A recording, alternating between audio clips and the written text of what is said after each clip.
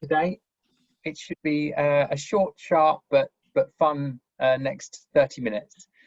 And really, what we're going to be talking about is a sense of belonging for employees and employers.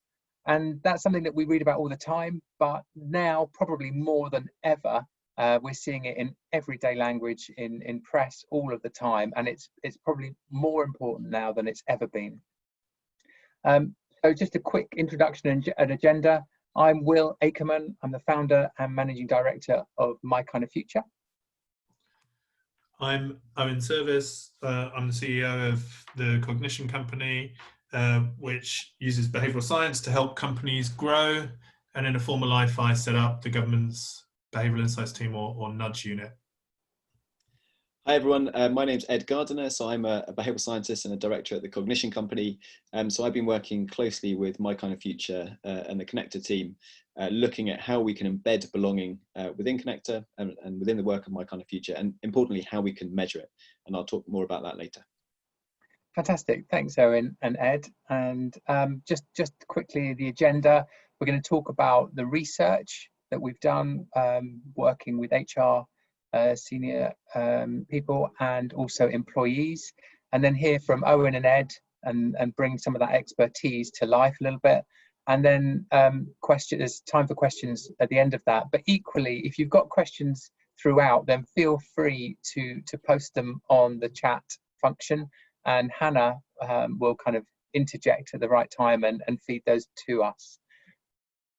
So MyKindaFuture and our mentoring platform Connector.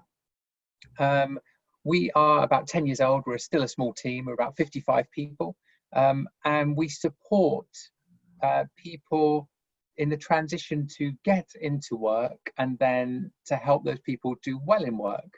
And as you know, we partner with some amazing organisations from all different sectors, some employers from every walk of life. And I guess for me personally and us as a business, what I've learned over those years is no matter what the interaction is, whether it's face-to-face interaction or support, or whether it's digital mentoring on Connector, actually what really counts is building relationships, human relationships, and a sense of belonging. And people who really feel that sense of belonging, whatever background they are, disadvantage or diversity they face, if they feel like they belong, they're much more likely to get a job and be successful in that process. And then once they're in that job, they're more likely to thrive, to have a great career, to be productive, to stay in that career for longer, that job for longer. A real win for them and a real win from employers. And I guess before I go on to our research, it's worth understanding, what belonging means. And Owen, do you want to jump in there? Yeah, and I think this is really important because belonging is a word that we all know, we all use, but we often use it interchangeably with other concepts. But the reality is that there is quite a deep research base in this area, and that's why we'll started a conversation with Ed and I around how we could bring to bear that research base to the work of MyKindaFuture and the Connector platform in particular. So a quick definition. Belonging is, as Will was suggesting, is a word used to describe the extent to which we feel like we are valued by being part of a group. And if we feel that we belong to a group or a company or an organization, it can improve the levels of motivation, well-being, and commitment to the goals of that organization. So in some ways it's like a fundamental concept, and the reality is that most organizations, most companies don't necessarily think about how they might measure belonging, which is what Ed's going to talk about in a bit. And then secondly, to use insights from that wider literature to think about how they can apply those insights to increase belonging within an organizational structure. So the main thing is that belonging is a tangible concept. It has a research base underpinning it, and we can use that research in order to increase our sense of belonging and therefore motivation, well-being, and commitment to the goals of an organisation that we might be working within. And back to Will at that point. Thanks, Owen. And I think that is a really important message, because when we began to think about belonging, I think where my starting point was, it was more like a feeling, belonging. Oh, it's a sense. but actually working with Owen and Ed, it is quantifiable. You know, we can measure it. There are data points, and I think that's really powerful for us and for employers, and equally for employees. So we carried out some research, and we surveyed employees, but equally separately HR decision makers, and we found some statistics that are, I guess, equally shocking, but in some ways not surprising, because we read about them so often.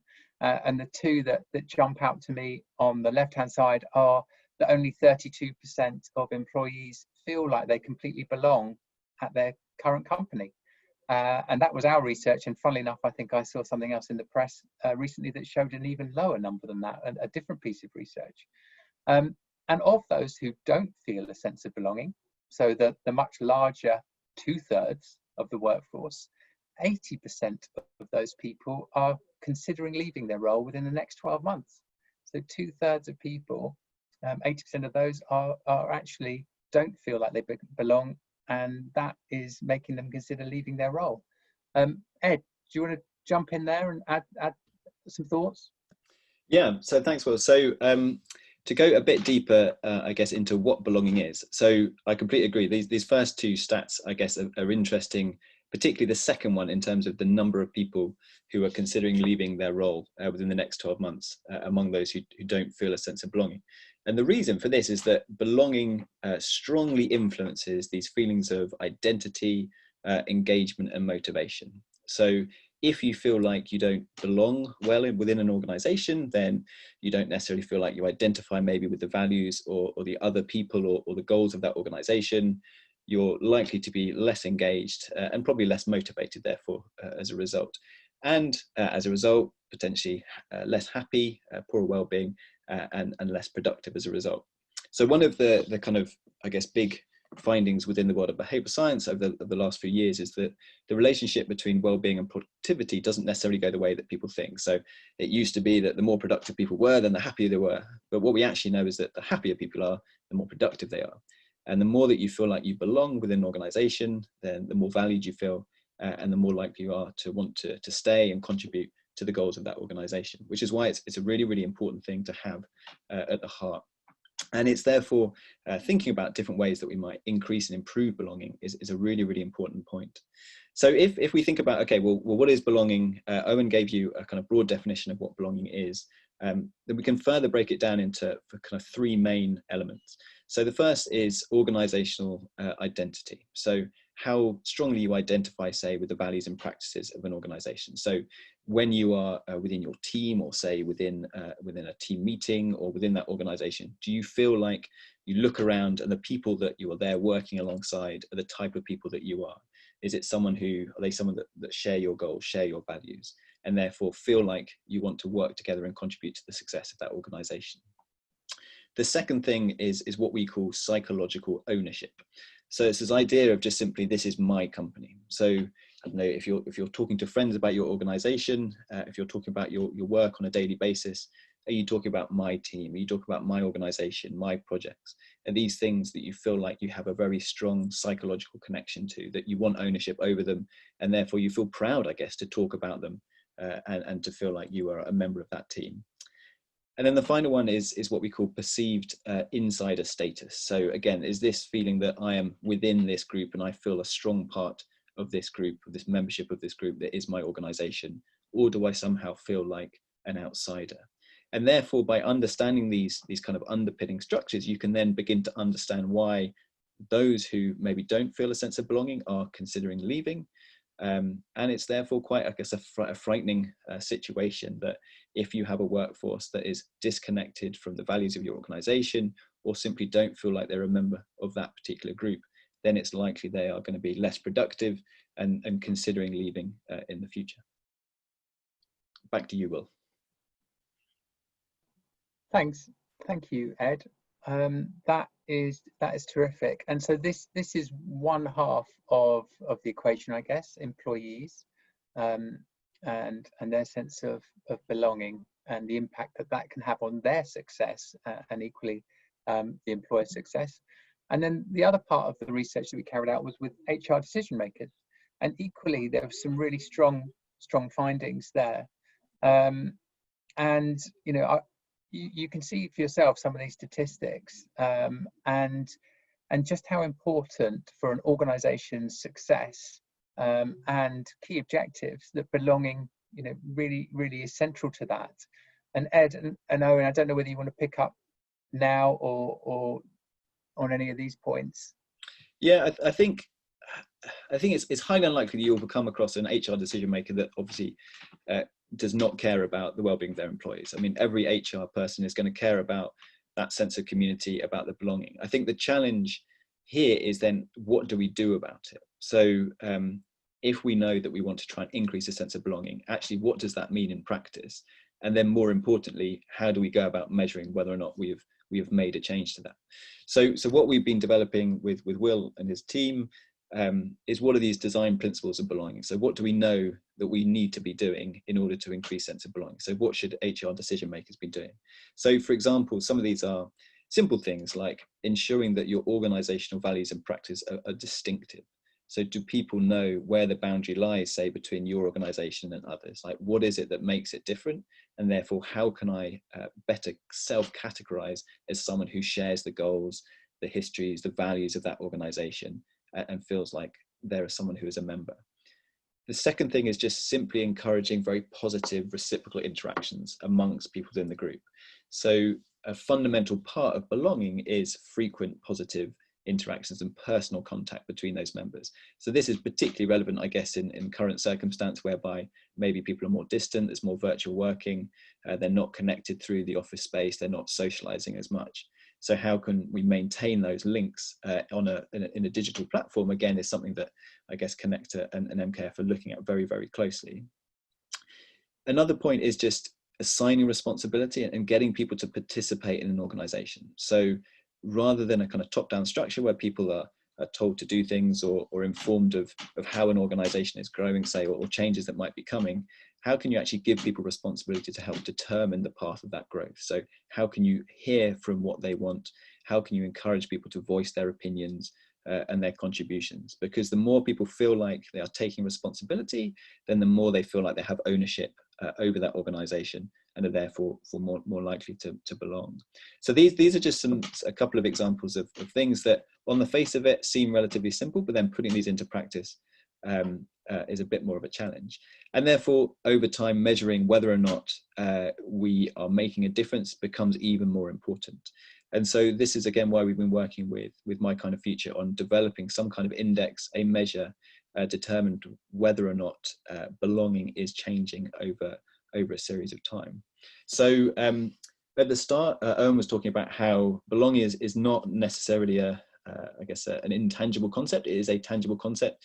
Within psychology and behavioral science literature, there is many examples of what we would call psychological scales, which are more simply just questionnaires, surveys of ways to try and measure belonging as a concept. And so we've done a review of that literature and narrowed it down to 3 very simple questions that we've combined into this MyKindaFuture belonging index that we have started asking of Connector participants in order to look at differences, say, between organizations, so between groups, as well as how those measures might change over time, and then whether or not we can see how belonging relates to other things, say, for example, engagement or churn or turnover within an organization. So it's the start of the journey, but it's an exciting start. I'm going to jump in because I'm just brimming with excitement when you talk about this. I know from our own work together and your support and expertise from Owen and yourself. I mean, Connector in its simplest form is a mentoring and content platform. One-to-one mentoring support from different people, usually within the same organisation, to help them build relationships and that sense of belonging. But without that being tangible, there's a fair bit of guesswork, and I guess one of the beauties of a platform of anything digital is the data that comes out of it.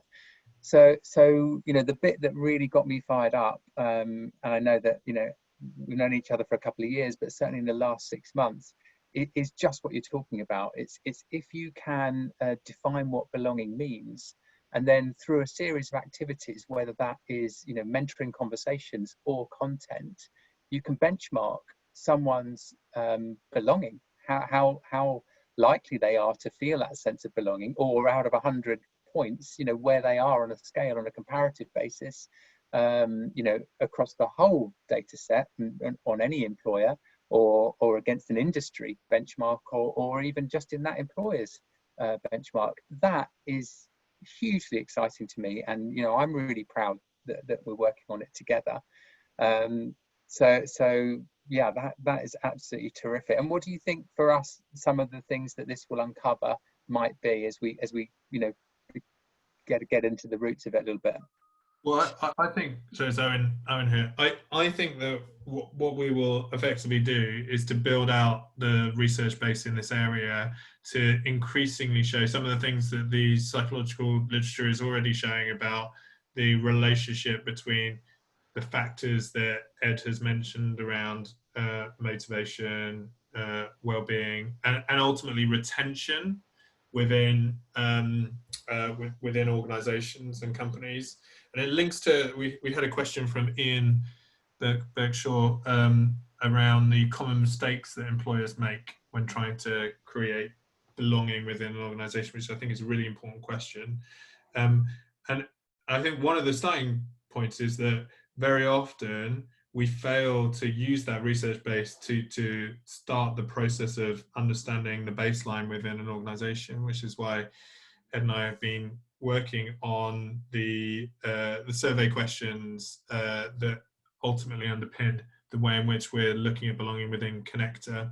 And I think the other side of it is that we shouldn't mistake belonging for homogeneity of thought within a group of employees. So it is not the same as saying everybody has to be the same.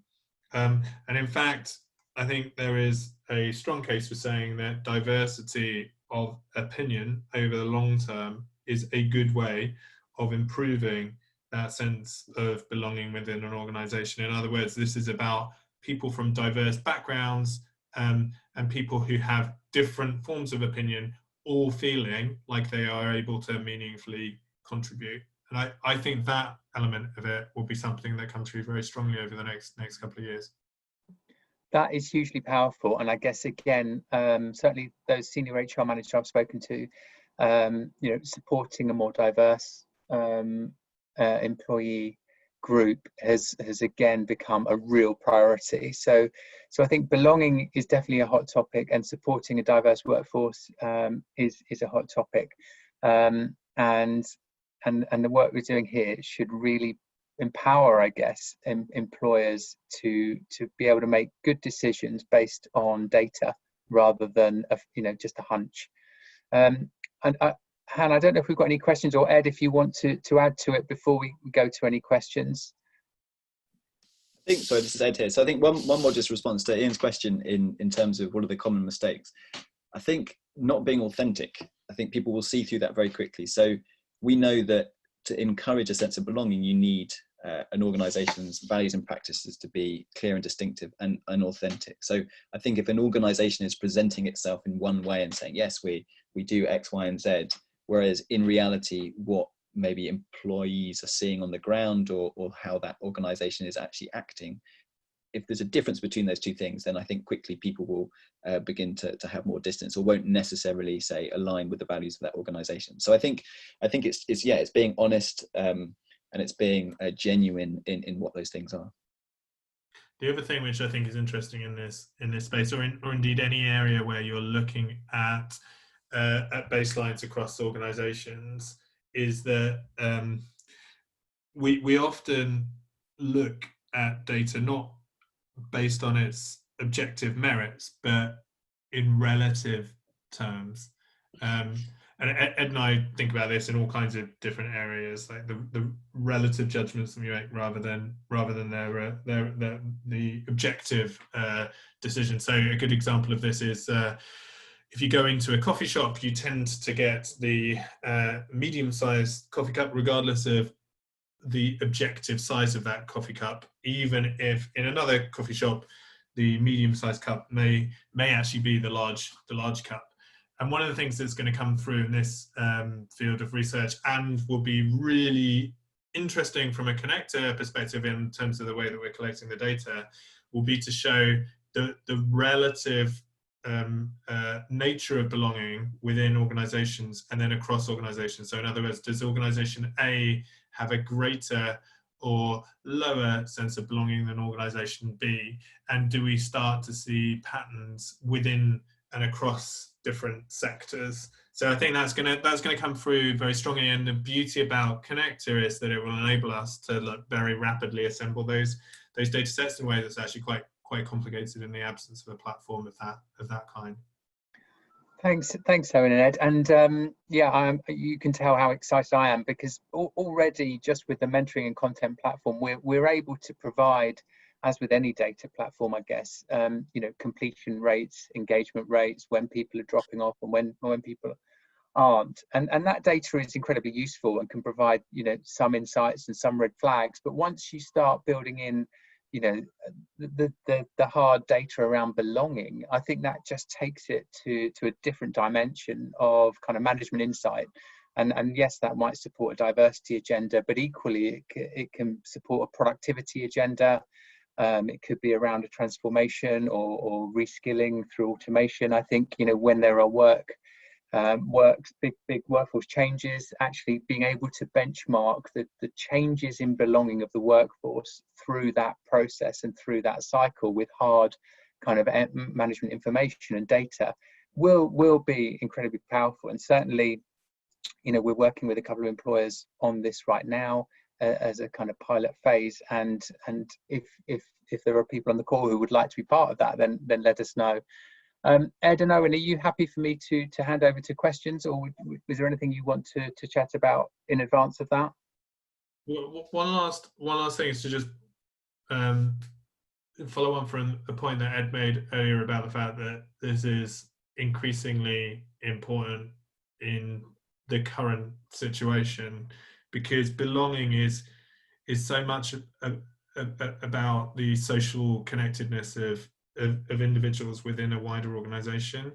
And if you don't have those opportunities, which tend to be the more informal opportunities to connect with other people within an organization, then there is a risk that you lose sight of this very fundamental concept within the context of new working patterns. So this is a very timely discussion. Thanks, Owen. Thank you very much.